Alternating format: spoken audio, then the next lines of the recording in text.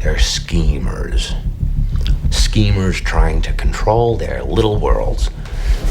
I'm not a schemer. When the chips are down, these civilized people, they'll eat each other. And here we go. Well, hello there, you amazing, beautiful, wonderful people. I hope you are all well on this wonderful weekday. Video 3, by the way. Three of 3, baby. Yes, I am. It's official. I am better than Domino's. And we're going to get straight into the meat and potatoes because I'm going to keep it relatively short and sweet as we continue to give you a thought, if you like. Thoughts on this Amazon Prime docu-series. The 4 parts. Earlier on today, we touched on episode 1. I did make a slight error in that video. I don't know whether any of you caught it. I did put a note in the description of the video towards the end of that video when talking about Macy. I actually put a picture of Emily on the screen because I'm a prick. But no, I do apologise for that error. And talking about errors, before I move forward, the Jay Ombre situation, the amount of people who reached out to me saying that Jay Ombre had been murdered is ridiculous. Absolutely ridiculous. And it gave me a little bit of a new insight into the true crime community. I was being sent photographs of apparently Jay Ombre. They look more like Mick fucking Taylor from Wolf Creek. What is wrong with people? Jay Ombre had even put a note on his own community feed that he had hurt his neck, but he would look to be uploading at some point, and people were still thinking he was been murdered. Anyway, I digress straight into this. We're going to call episode 2 Contradictions. Contradictions. Again, I think things are going to start ramping up. From what I can see of people who have already seen this, are saying that it was really in episodes 3 and 4 that things get a little bit spicy. And by spicy, I mean annoying as fuck. And look, subscribe to the channel if you're not subscribed already. Hit like and all that jazz. We do multiple daily uploads. And yes, we will be talking about other cases, not just the Idaho 4 case. I know some of you have reached out about the Brian Walsh situation, Stephen Stern's situation. Yes, I will be talking about them soon, but I just want to get this out of the way. So episode 2, again, really focuses more on the people in the aftermath of the crime. It basically depicts a town that completely fell to shit because the law enforcement of this small town didn't know what the fuck they were doing. They literally didn't know their ass from their elbows. They had James Fry driving around the fucking U-Haul van thinking he was some sort of removal specialist, and because the media were trying to get information, they didn't have any information. Obviously, that void of no information gets filled with speculation, conjecture, all sorts of things.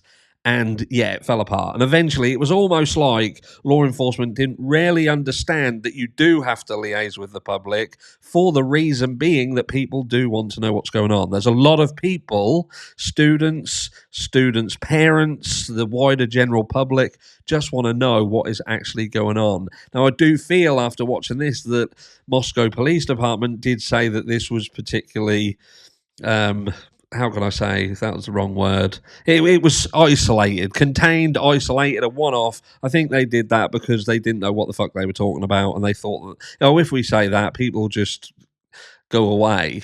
Well, that didn't work, did it? So eventually, when 3 days after the crime, James Fry actually has to get behind a microphone with Prick Green standing beside him as well. Like, what he's got to do with it, I do not know. But anyway, he comes out and he basically says, look, this is what's happened. I should have been out here earlier. I wasn't. We're continuing on. We'll be out more and we'll keep you updated. But now he retracts his statement, as people have been around this case for long enough, you'll know, and kind of said, look, there's still someone out there, so keep an eye on one another. But the void had already been filled, so the rumour mills had started churning away. And that's what we see in this episode, the people in the aftermath telling you how they were affected by that. JLR featured a fair bit in this, as he's skulking around the University of Idaho campus. And look, at the end of the day, he weren't the only one who was doing it, and everybody in the true crime community, the content creators, were creating content. The difference is some content creators have the ability and the facility to go to these places, and they will, just like the wider media, the mainstream media, themselves did from all over the country. So you can't really, I don't always see eye to eye with JLR at all, but at the end of the day, he was doing no different than the vast majority of anyone else and the media would do when there is a massive story like this. But look, what the contradiction side of this is you've got clips from this that shows the people around this crime talking about that they themselves start looking at everybody. They start looking at people around the crime and thinking, oh, who could do this? Who could do that? Was it this person? Was it that person? And, they themselves, being human, they started looking at things like the grub truck footage themselves. They saw Hoodie Guy, and they were even reporting Hoodie Guy to law enforcement, literally saying, look, I'm giving you this information because he looks fucking dodgy. Literally, they themselves are saying, look, he's acting fucking dodgy. And, so it proves that they're just human. But then they'll go on later on to kind of talk about the fact that people shouldn't really speculate. They shouldn't really say things when they're not there and they've got nothing to do with it. But ultimately themselves, they're showing that they are just human. They have been affected by this, but it also means that they are doing the human thing, and that is their curiosity means that they are just watching everything. And they did that over the days in the aftermath of this crime themselves, looking to see whether they could find clues as to exactly what happened. So, yeah, it's a little bit, yeah, you can't tell other people to not do what you yourself do. But they start talking about the fact that obviously Maddie's boyfriend, he was hauled over the coals. Jack, he was hauled over the coals. Some others were attacked via their social media and blamed and had the fingers pointed at them. And it's the downside is this is what happens. We see it in every single crime. And it just follows the same pattern. Every single crime, when there's a murder of this type, we saw the same in the Kylie Rodney situation, where there is an absence of information, there's this chasm of nothing, then people start filling it. It's no different, as aforementioned, the Jay Ombre situation. That is an eye-opener in itself. Jay Ombre, who's been reporting on the Idaho 4 case near enough daily, he goes off for 2 or 3 days when he's hurt himself at home, and all of a sudden, Jay Ombre's been murdered. Jay Ombre's been murdered. I'm getting emails. I'm not the only one going in depth in these other deaths and sending me pictures of these families and family. Honestly, but that is what happens. That is literally how this thing plays out. The only thing, what I will finish on, because again, I want to keep this relatively short because this episode was pretty much just that, just the aftermath of the poor handling by law enforcement, because they act like they got caught unawares by it, so they didn't have any real press liaison set up or public liaison set up, so they kind of didn't know what they were doing. Literally didn't have a clue what they were doing. But they did start towards the end of this talking about Dylan Mortensen and Bethany Funk. They're obviously talking about the absolute torrent of abuse and speculation that they took. And what I'll say is, look, I've been part of that.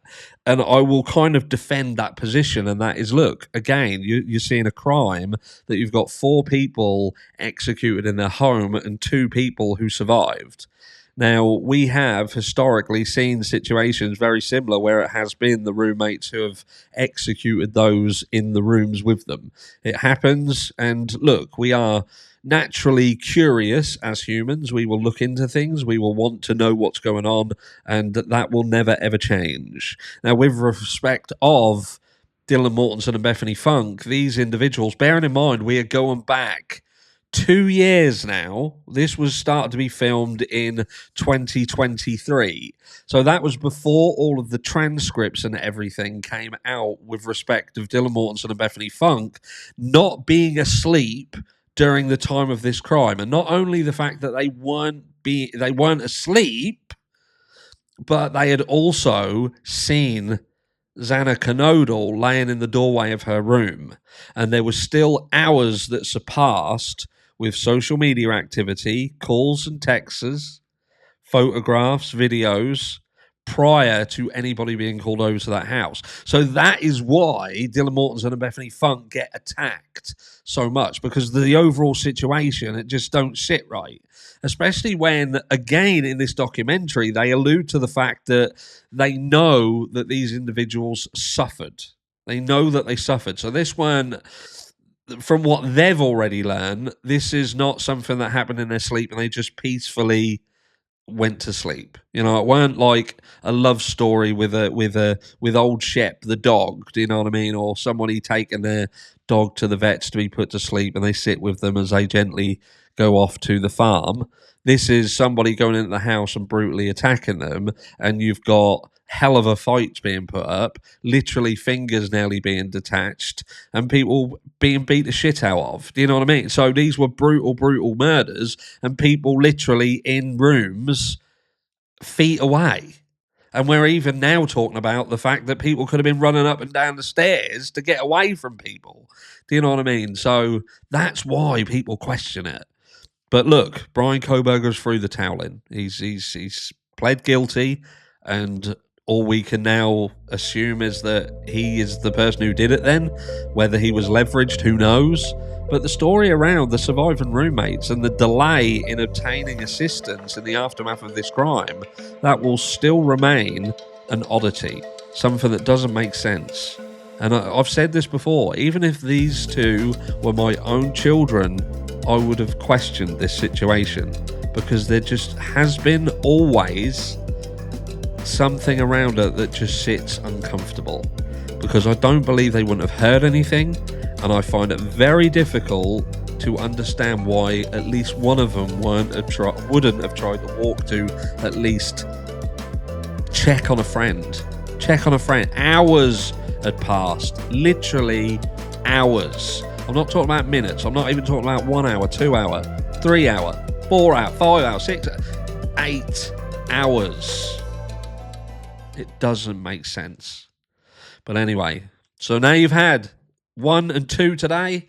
Tomorrow we will look at 3, as I'm sure things are going to ramp up and it's going to get slightly more annoying and I'll get slightly more agitated. But until then, love you all. Have an amazing rest of your day. Mwah.